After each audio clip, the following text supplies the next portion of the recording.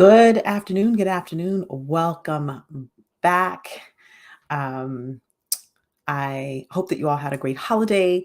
Dr. Maisha, if you don't know who I am excited to be back on my regular schedule of lives. And today, I want to talk about this conversation of being broken. Now, it's interesting, and one of the reasons that I chose this conversation is because I've been hearing it a lot lately. And, it's a conversation that I think that maybe not the most overt conversation. We don't always know that this is something that we're saying or we're passing down, not only passing through our language and reinforcing ourselves, but also passing down to our next generation.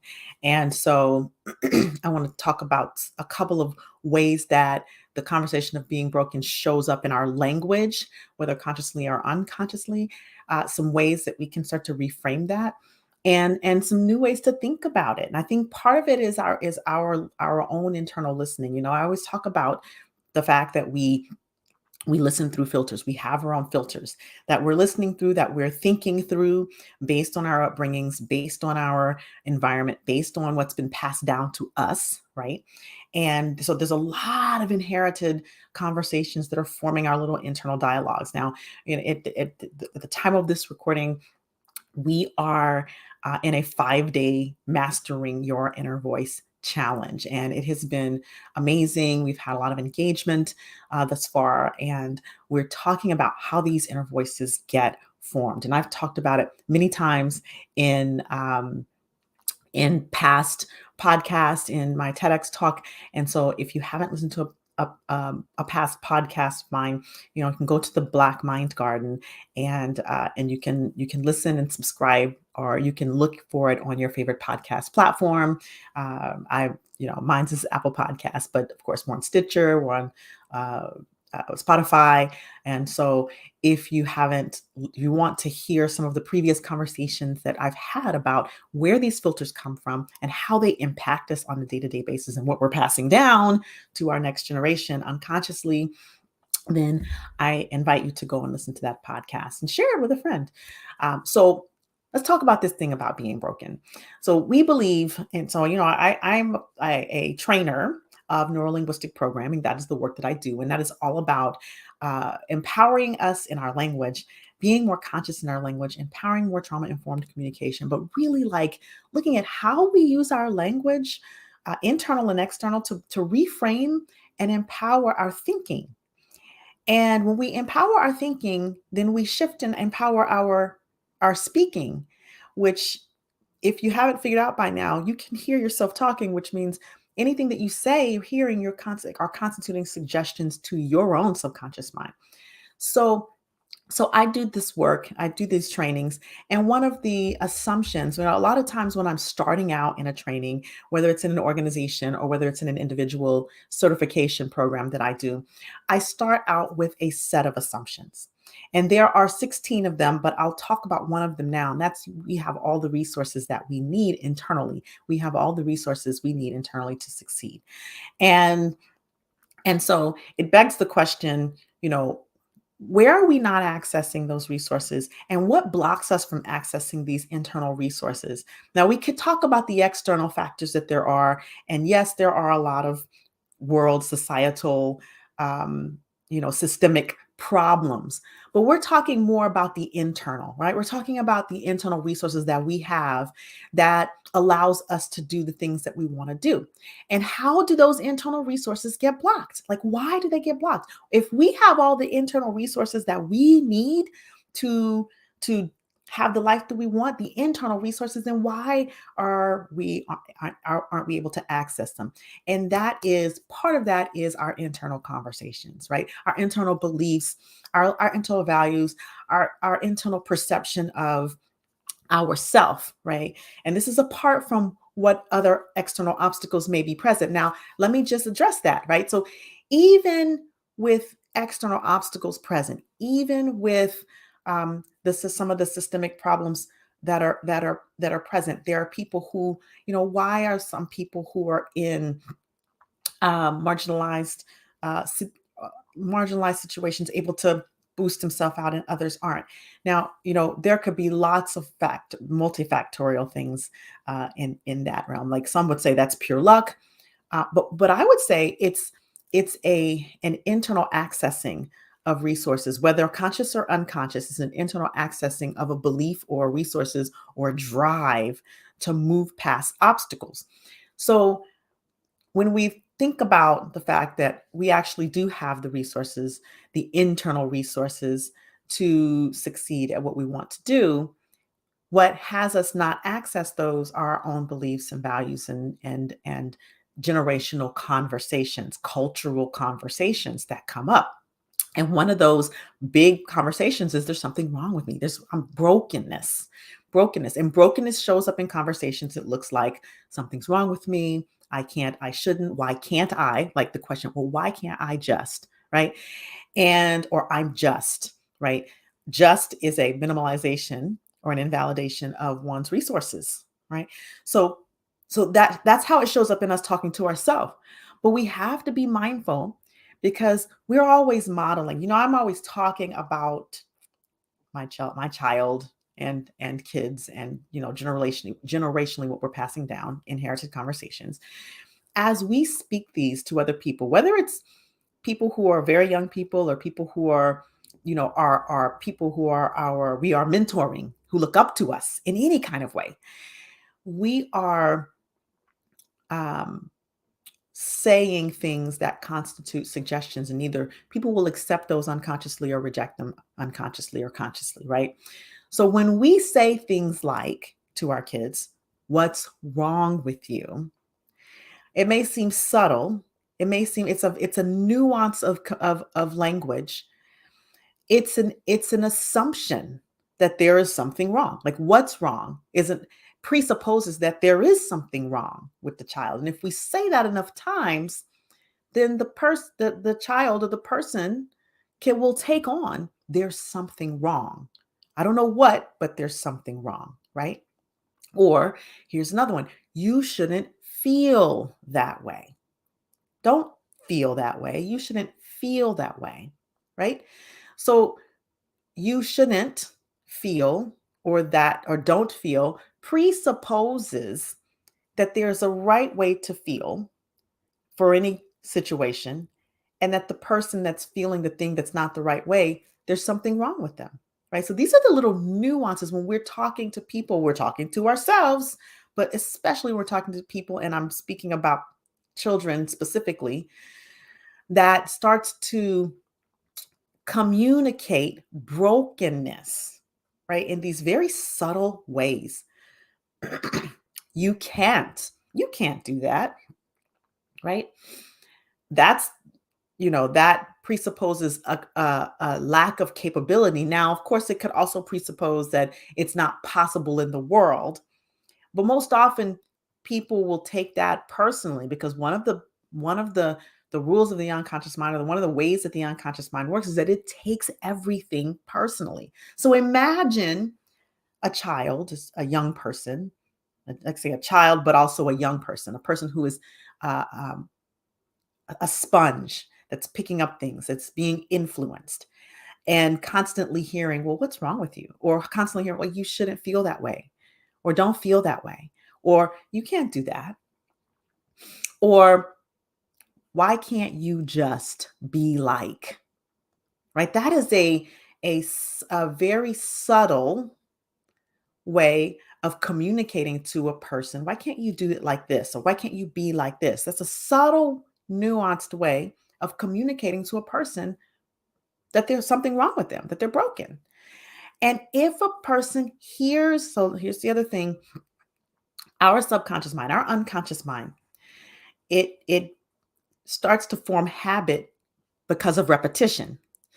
Now we think about habit being things that we do, but we don't always think about habits being the ways that we think. And we can influence thought habit in people and people who look up to us and our children in the way that we speak to them. And so when we're thinking about how we communicate, and if you're you're constantly subtly communicating this verbiage of brokenness, then the thought habit begins to form. And what happens is we've just passed down a conversation of brokenness. Yeah. I'm just this way, or she's just that way. She's just that way, or he's just that way, or they're just that way. Right. Um, Now, the other way that we do it, not talking about others, is modeling that, right? Like, what's wrong with me? Right. Communicating that brokenness actually exists. And so our young people, they model us. So they're always watching, they're always modeling. So we not only have to be careful of how we speak to others, but we also need to be mindful of how we speak out loud to ourselves, how we speak internally, but how we speak out loud, like how our conversation that's directed towards self, how that comes out of our mouth, right? And this is very important. And if up to this point you feel like, oh my goodness, like I've been saying these things, I've been doing these things, it's okay, because guess what? Just like a GPS, you can recalculate, you can correct you can reroute and correct your path. You can begin to practice new language, right? So, like, maybe instead of what's wrong, well, what happened? What happened? Or what's going on? Instead of you can't, it's like, oh, well, what is the strategy for that? Or how can you? Or what is the plan? Right? Or, like, why can't you do it this way? Or maybe it's just have you tried it this way? You know? Or what prevents you from doing it this way? Right? It's different from why can't you? It's like, what prevents you? Is there something that's preventing you? So it's a subtle nuance that you're saying, you're getting the message across of the question that you're asking, but maybe it's just a subtle nuance in the way you speak, right? And part of the reason I think that it's like automatic the way we speak this way. And when we take on this brokenness for ourselves, like why can't I, or I shouldn't, or I can't. I was having a conversation with a student inside of the 5-day challenge the other day, and she was sharing, and I've had this conversation with a few people about how she wasn't self-disciplined, or she wasn't disciplined, or she wanted to work on being more disciplined, self-disciplined.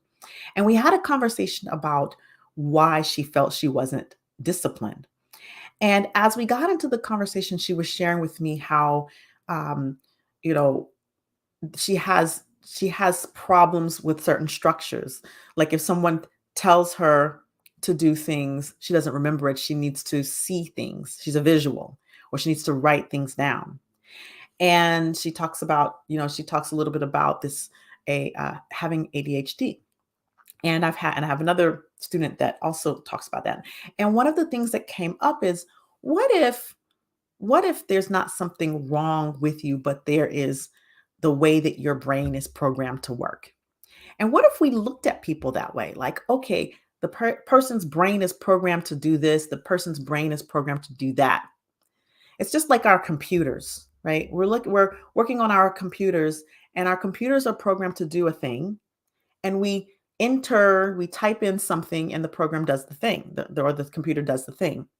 If the computer is not doing the thing that it's programmed to do, we run a diagnostic. We say, okay, well, what's missing in the programming? What needs to be tweaked in the programming? What needs to be like we say in our language, like how do we need to retrain the programming, reprogram the computer, the supercomputer that is our brain, to work? And so when we are thinking about this concept of brokenness, identifying as brokenness, it creates an enormous internal obstacle that doesn't allow us to, that not only doesn't allow us to achieve the things that we want to achieve, but also sometimes it stops us from even trying. Because if you think of the fact that, if you start out with I can't, or something's wrong with me, or I shouldn't, or I'm just this way, then what happens? It cuts off the possibility of you being able to do something beyond what you think is possible with your programming and your brain. And that is why it's so important to begin to like really pay attention and nuance our language and really pay attention to what we're saying, what's coming out our mouth, and what we're saying to other people. Because, our kids, our children, the younger people are always listening, they're always watching, and they're always modeling. And if we want to, I always talk about generational conversations, stopping generational cycles, and I am very committed to that. Like really committed to creating skills and communication and empowering us so that we empower the next generation, because you all are the bridge. The people who listen to this podcast, the people who listen to the live version of the podcast, the replay version of the podcast, you all are the bridge to empowering the leaders of the next generation. And that's my commitment. So it is very important that we begin to look at our conversation. It's not just, oh, we got to do this for them, but we do it for us so that we can empower ourselves, so we can empower them. And the more that we create these ripples, the bigger the impact. And if you think about, well, what's possible in the world? I'm in Georgia right now, and we're having a runoff between Senator Raphael Warnock and Herschel Walker. And it's just interesting to see the kinds of conversations that are happening during the campaigning. And whatever your affiliation, I know what my affiliation is, whatever your affiliation is, we get to this point of this kind of runoff because of these conversations, these disempowering conversations. Well, my voice doesn't make a difference, so I'm not even going to get out there and execute my right? And so we have to be mindful, like if we get the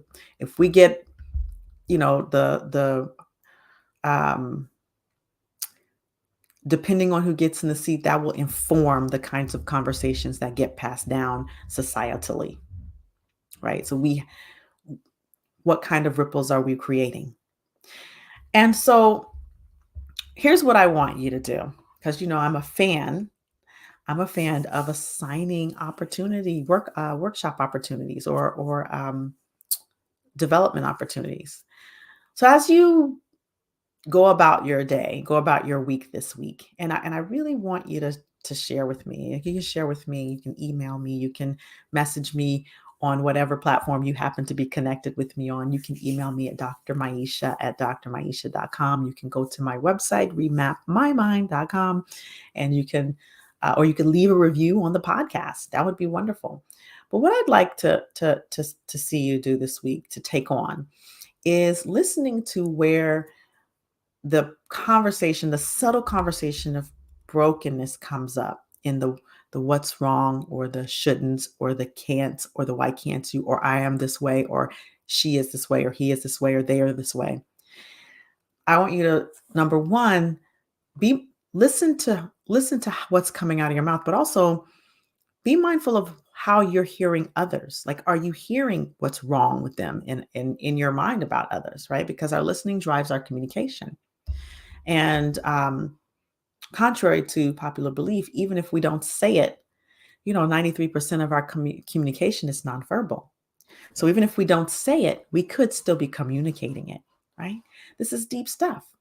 So I invite you to take on this week really noticing this in yourself. And you may notice it in others, but I want you to notice it in yourself.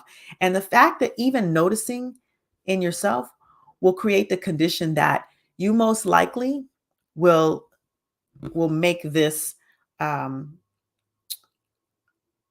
this error less and less. We'll do better and better with reframing these subtle messages of brokenness. And I want you to be mindful if you're saying it to yourself. I want you to be mindful if you're saying it out loud. I want you to be mindful if you're thinking about it with others and how that informs your interaction with another person, particularly if you're a parent. And then I want you to let me know how it goes.